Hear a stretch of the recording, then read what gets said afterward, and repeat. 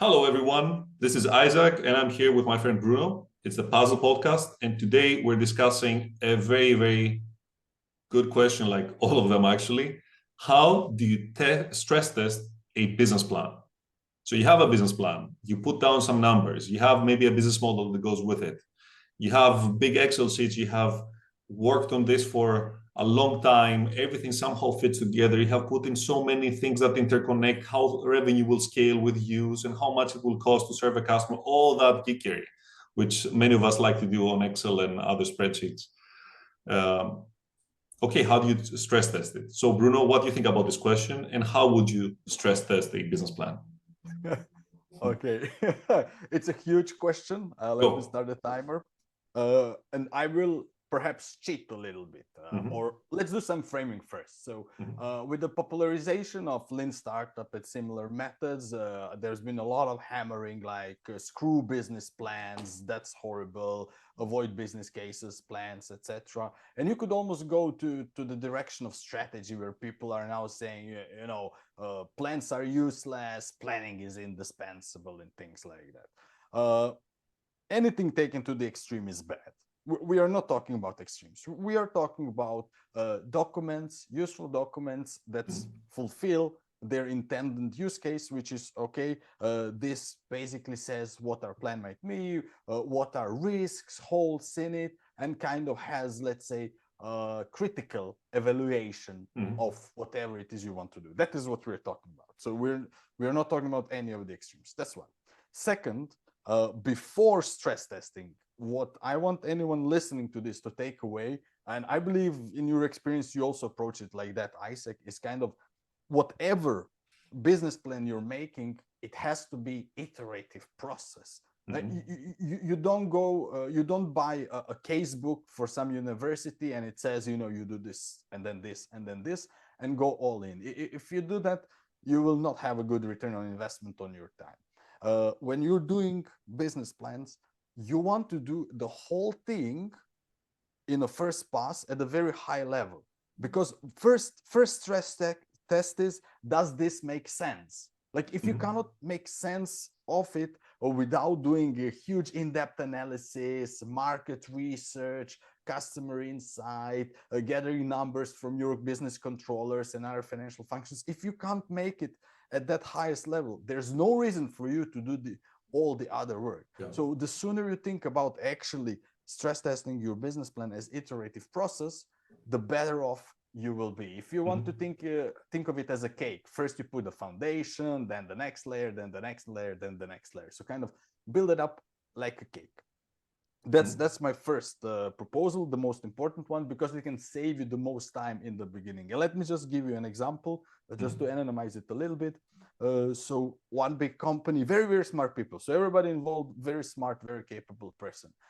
They wanted to introduce a new product with productized service attached to it. And the first thing they did was that they sketched some ideas, and then they went to the internal finance function, business controller, plus one attached person. The business controller then spent 3 months building a financial model for that, based on the input from the engineer. 3 months later, there was a spreadsheet that made sense from the finance perspective, because it was built by a financial professionals. mhm, Now what happened next will shock absolutely no one, because of what we are discussing today. It was business controller came to present that to the engineer, and the then engineer disclosed that the fundamental assumption about which product portfolio that would be in has been wrong after 3 months of work. Nobody here was malicious. Nobody tried to sabotage anyone. So there were no malicious players here trying to derail anything. Everybody did their best, but at that time, 3 months ago, the engineer didn't know. So he didn't lie 3 months ago. yeah. They didn't know that 3 months later, a decision would be made that this would actually be a different product portfolio. Mhm, But the finance person did all the work nonetheless. So it's better to approach in this iterative steps. And when I talk about this making sense, the easiest thing is to find a peer and walk them through. Okay, this is kind of the narrative. yes, This is yeah. kind of why we are doing it, Mhm. how is it aligned with the business objectives, business targets. This is how we plan to do it. This is what we need in order to do it. These are kind of the biggest roadblocks and what we plan to do about it. And this is kind of the commitments we're asking for. And if I come with that to Isaac, to you, and I'm not able to walk you through that in 10 to 15 minutes, we know it's overburdened. Yeah. And then second, after I play it back to you, I should just shut up and ask you, okay, Isaac, what do you think about it? And really, I mean, this is most common sense stress testing that's terribly overlooked because there's many to be causes, but I'll pause here for a moment. I see you nodding a lot, but just to hear. No, I mean, I'm nodding because I agree so much and because I have so many things to say that build on what you said. First of all, I absolutely agree. It's a development. It's a development of a business case. It's not just you go from 0 to 1 and boom, the perfect business case exists. Maybe it's perfect in the land of Excel where everything is fantastically laid out and it uses all the macros and the calculations, the formulas and everything. But you don't get necessarily business value out of this, even though it can be a very nice intellectual exercise. So it's about what is a business plan? It is not prophecy. It's a model of how things could turn out. So what you want to do, how I approach it is, it's a simulation in a way. And the simulation has inputs and has some outputs. Now, start with the big picture. Going to be a back of the napkin calculation. There's a fantastic book, which we probably know, Back of the Napkin, right? And there's just, okay, that's more for presentation, but you should be able to go and explain to someone that, hey, look, this is basically the idea. Assuming that this has value, we don't need to discuss the proposition now. Assuming that it has value, people are willing to pay us so much per unit or per month or whatever, and we will have costs of around that much. And this is how we're going to charge or whatever. And generally, we expect to make that much money per sale, per whatever. So you need to have a high level understanding at the back of the napkin calculation. By the way, the first back of the napkin calculation, and I can tell you, I've killed many of my own ideas by that, is, okay, fine, I would make money, but will I make enough money to even justify working on this thing besides the pleasure that it gives me to develop a piece of software, to market a product and to have something that brings you revenue? Is the profit I'm going to get better than the opportunity? So what is the opportunity cost of my involvement in this? Then you start to go deeper, and then you start to, as you said, with the cake, different layers of the cake. I personally like to go from the top-down view, so revenue. Let's see, look at the bottom line. So look at what drives cost, then go back and see, okay, how are going to people behave depending on the pricing, then go back down. So it's at the same time an iterative process and a highly non-linear one, because you need to chase always the next thing that determines whether your business plan is utter fantasy or something that is stress testable at all. Because if you build in a lot of assumptions, that's something, by the way, I see people making mistakes of. I see many people who, so first of all, if you cannot stress test what you're modeling, you might as well assume anything. In which case you're just saying, let's wing it, YOLO, it should work, hopefully it will work. The second thing is, especially people who come from a background where they're, I don't know, I've seen in consultancy, they know how to do business models in a very good way. I mean, have amazing Excel skills, breaking things down. But then what happens? They relate variables far more than they actually can. Like, oh, this is how revenue will scale with, I don't know, the cost will scale with the number of users or whatever. This is good. It gives you a sense of internal consistency in your model. It makes the business plan more nice. The numbers look smooth, the curve goes up, look how it adapts when you change the numbers. But the problem is that every extra assumption you make and every extra linkage between the parameters is a submodel, and you need to know why the submodel actually has validity. So we want to get a business plan that is based on as many variables as make sense and as many as possible that hopefully you can test and you know about from somewhere, but also as few variables as possible. Otherwise, you need to test all possible combinations. You end up with, I don't know, all possible universes.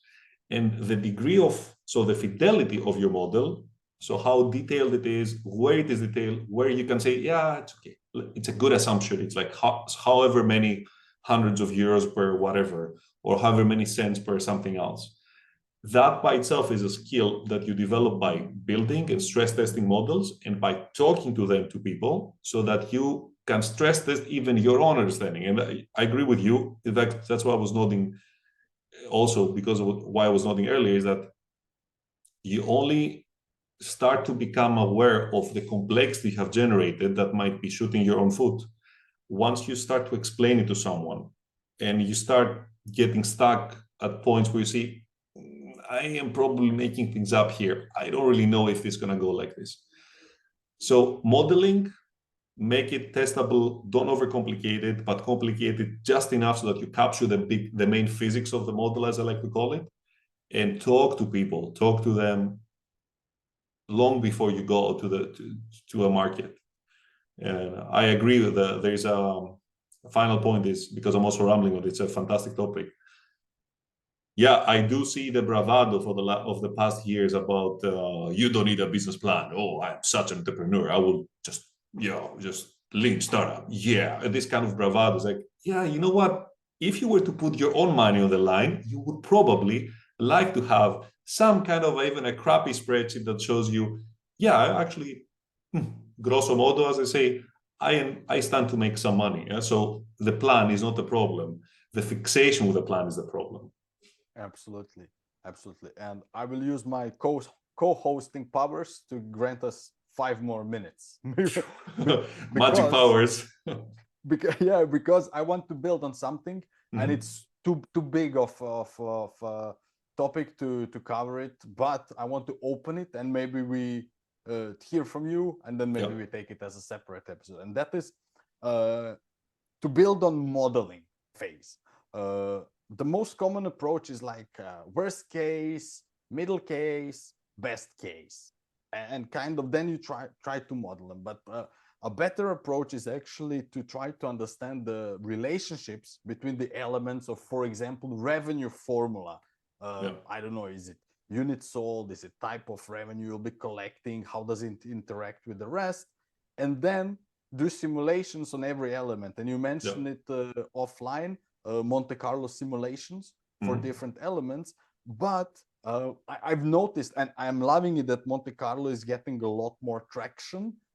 But people also need to understand that to do advanced type of simulations, you need to understand or get close to understanding underlying distribution of every element, because not every element of your model is going to be according to normal distribution curve. Absolutely. Some of them might be beta distribution, some might be binomials, some might be who knows what distribution. And there is a risk of using a very, very powerful simulation methods that you don't understand.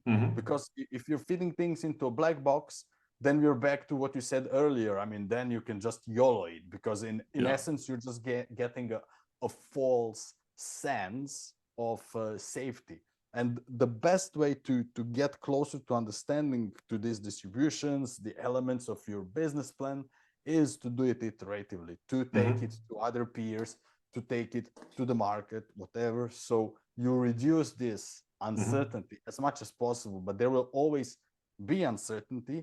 And there is huge illumination value from designing and modeling, because that is, you can't do it stupidly. Like, you have to do it carefully, bottom up, top down. You have to think deeply about everything. And in the thinking process and interaction process, feedback process with each other, you are going to be also stress testing the model. And you can do that even without like, we use some big words, Monte Carlo, etc. You don't need to be some mathematical guru or something. Just the mere act of having these difficult conversations, you will already stress tested your business plan to an extent and improved it. Yeah. One point about the statistical distribution, that's a very good point, because it's garbage in, garbage out. So what I like to do is to say, I really don't know. So for the most distributions, I assume, which is also a bad assumption, but it's better than pretending that I know the mean and the standard deviation. How do you call it? Homogeneous distribution. Between this and that, everything is equal likely. Totally, I accept I don't know. And alone the curves you get, the probability that under those assumptions you will be, I don't know, more profitable than this, or the NPV will be more than that, or the revenue will be more than that, that starts to give you a feeling, is what you said. You start to explore the system, because in the end you have a system that you're modeling. And once you start to look at this versus that versus the other, you also get an appreciation for what is the main driver. So you might be, one thing is, people over intellectualize this. And I've done it as an engineer. I like diving deep into specific things. You might be geeking out about, if I increase the price by so much, so what is the elasticity, and what happens with my cost of the, I don't know, cloud infrastructure as the capacity grows for the S3 storage. Like, you can spend hours investigating different models, different providers. But if a quick analysis, do a quick Monte Carlo, just do everything random and just press F9, I think is recalculate, right, in Excel, and see that the number doesn't change that much. Here you go, you have a sensitivity analysis. Park that nerding out about things that are marginally impactful and focus on what really is important, which is the charging model, which is the price per unit. It is your assumption about how fast the technology will diffuse, or the product's base curve, whether it will be peak faster and so on. These are the important things. There are so many, there's a hierarchy of aspects of a model. There are the big ones, the main physics, that you have little niceties, which are refinements. And first the big ones, and later the refinements, or never some of those refinements. Things will not depend on your cloud costs, right? Hopefully not, or it will not depend on whether you pick 0.51 in the P or Q of the base diffusion curve, or 0.52. These are just valueless obsessions. So I agree, and I see the point. It's a fantastic discussion. It's a fantastic tool. You don't need to go that deep, but you need to go deep enough to appreciate the complexity of what you're trying to model. Perfect timing, because we are out of 5-minute extension. Fantastic. So thank you for watching another episode of the Puzzle Podcast. We're happy to receive your comments on LinkedIn. You know where to find us, and see you in the next one. Goodbye.